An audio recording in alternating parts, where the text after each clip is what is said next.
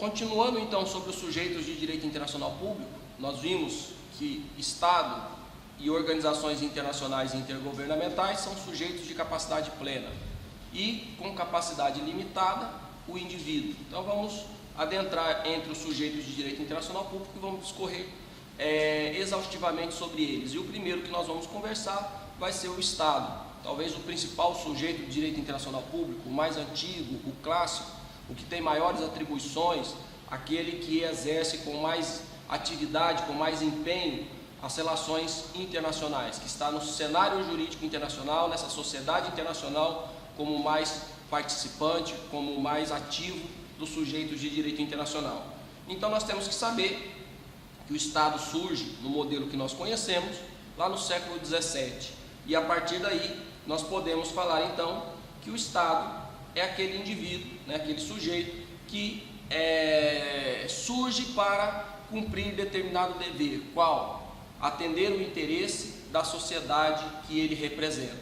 E aí nós podemos falar, podemos invocar uma ciência que cuida especialmente com relação a essas obrigações, o nascimento do Estado, para algumas faculdades ou as mais, para quem estudou no período anterior, pode ter estudado a chamada teoria do Estado. Para o que estudaram mais recente, ciência política, ou em algumas faculdades, como a nossa aqui da UFAM, teoria política e constitucional. Mas nós podemos falar que essa ciência política, ou essa teoria política e constitucional, essa teoria do Estado, é uma ciência muito recente. Recente por quê? 400 anos, 500 anos no direito ainda é uma teoria recente.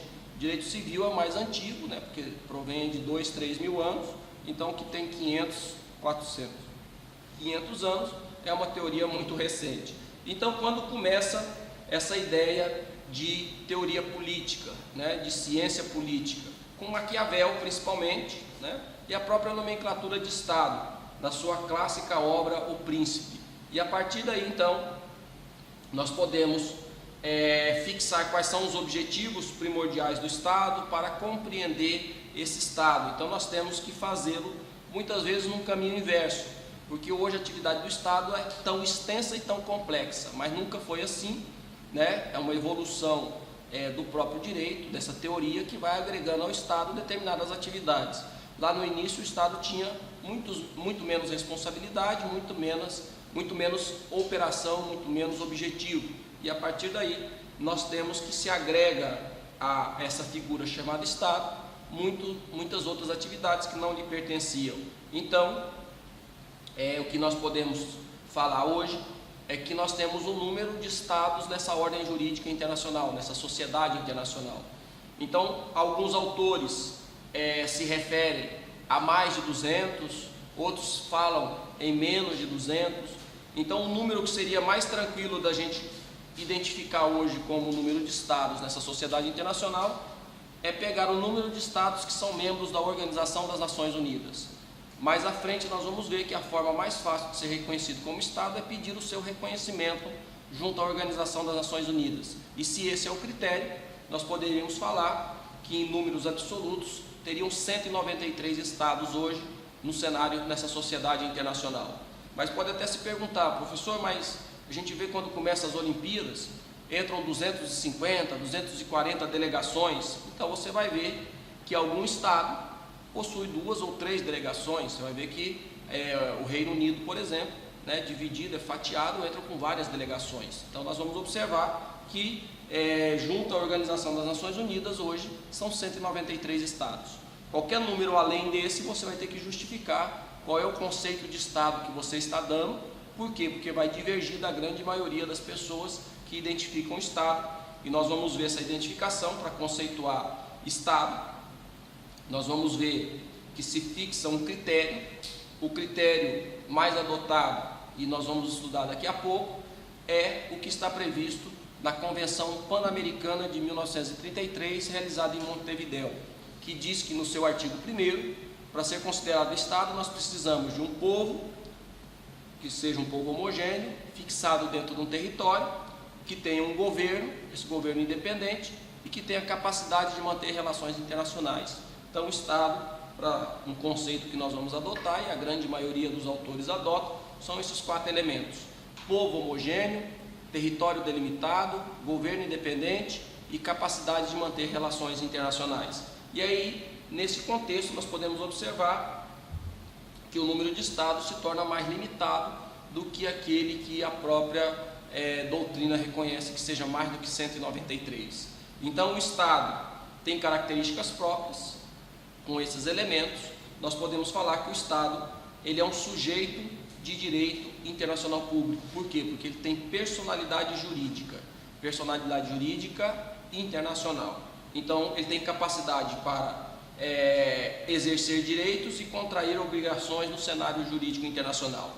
O Estado, então, é uma criação, uma ficção jurídica da própria sociedade, do próprio indivíduo, e ele tem uma finalidade. Qual que é a finalidade principal dele?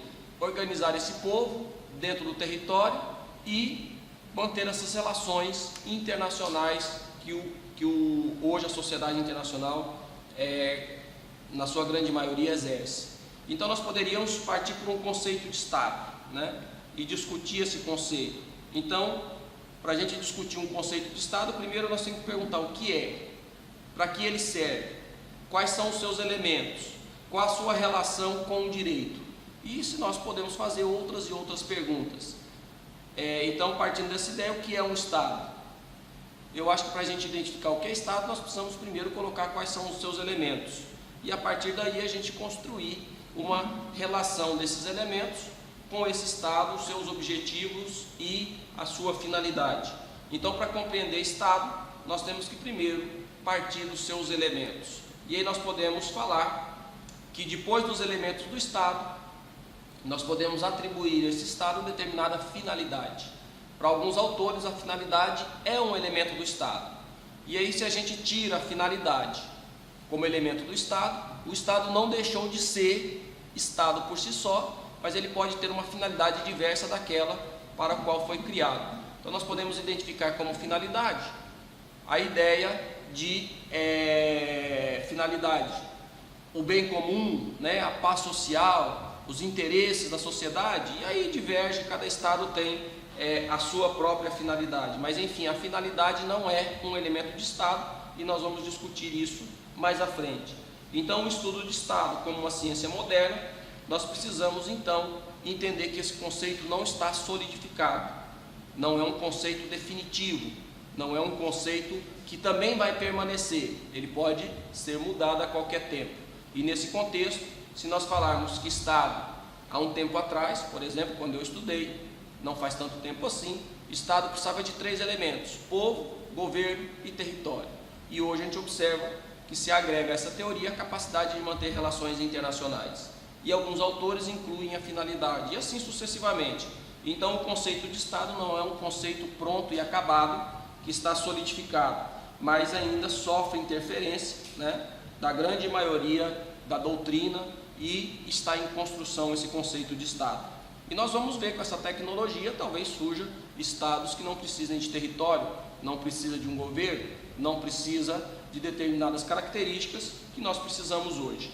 Mas Estado, para ser mais didático, é esse agrupamento humano dentro do território de um Estado, governado por um poder que seja independente e que possa se obrigar internacionalmente.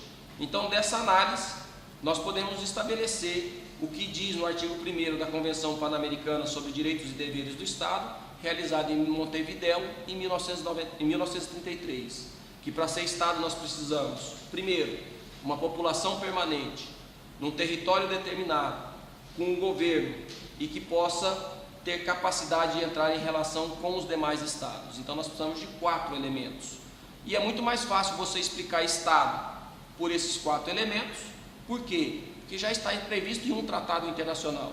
Então é mais simples, é menos complicado de que você precisar evoluir, conjecturar para incluir elementos ou excluir elementos. Então, os próprios Estados, na Convenção Pan-Americana em 1933, definiram esses 4 elementos para identificar um Estado nos moldes em que eles vão reconhecer, como sempre, né, a partir daí, exigir esses 4 elementos. Então, o primeiro elemento de um Estado nós podemos colocar uma população permanente.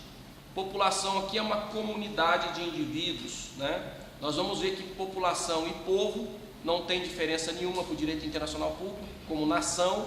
Então, população, povo, nação não vai ter uma diferença significativa. Mas essa população ela precisa ser adjetivada, precisa de um plus.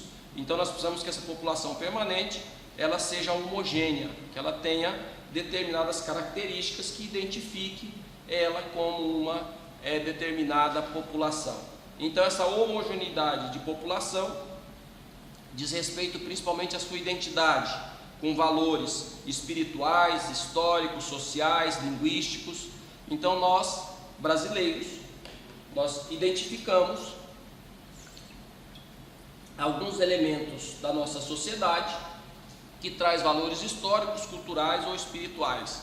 Então, se você estiver aqui no Brasil, nós vamos identificar como, por exemplo, quase todas as cidades do Brasil têm uma avenida chamada Getúlio Vargas, 7 de setembro, né? Qualquer outro valor que identifica aquele nome, a nossa realidade brasileira, aos nossos valores como sociedade brasileira. Então nós temos outros elementos da nossa cultura que identifica como valores próprios de uma sociedade brasileira. Por exemplo, nós temos na cultura determinadas imagens, né, como o boi-bumbá, como o carnaval, como outros elementos que identificam a gente como brasileiro. Nós temos valores, por exemplo, os linguísticos. Nós falamos de norte a sul, leste a oeste, do Iapoque a Chuí. Nós falamos o português. Podemos falar o português com vários sotaques, como por exemplo, verde, porta, né? Podemos falar com um puxado do catarinense ou do nordestino, mas é um português, né? Ou acrescer algumas expressões idiomáticas, como bobo, uai, sou, né? E aí nós estamos sempre falando que estamos conversando o mesmo idioma, o português. Então nós temos certos valores que identificam o indivíduo como homogêneo daquela população, daquele povo. E isso muitas vezes é incentivado pelo próprio Estado. Então nós vamos ver que o indivíduo que estuda no Brasil, ele é alfabetizado na língua portuguesa. Ele estuda determinados livros, como por exemplo, geografia, história do Brasil, né? Ele estuda determinados fatos específicos do Brasil. Por quê? Porque isso faz parte do nosso povo. E nós podemos falar que uma diferenciação entre povo, raça, povo e população traz uma questão meramente de ponto de vista demográfico, né? Ou do ponto de vista de identificação desse povo. Então, dentro do Estado, nós podemos ter um povo que ele pode ser formado, então, pelos seus nacionais, os natos e os naturalizados. Então, se nós formos pegar o que nós falamos como povo, nós vamos estar aí dentro dos brasileiros natos, naturalizados. Então esses são o povo brasileiro. E nós podemos ter a expressão população, que é uma expressão meramente demográfica, quantitativa, não é qualitativa quando nós falamos a povo. Quando nós falamos a povo, então nós estamos falando de qualidade, ser brasileiro nato ou ser brasileiro naturalizado, como está no artigo 12 da Constituição. Quando nós falamos em população, nós estamos falando mais aquilo demograficamente, a quantidade, aquilo que o censo do IBGE faz. Fecha as fronteiras em determinado momento do país e conta quantos nós somos aqui dentro.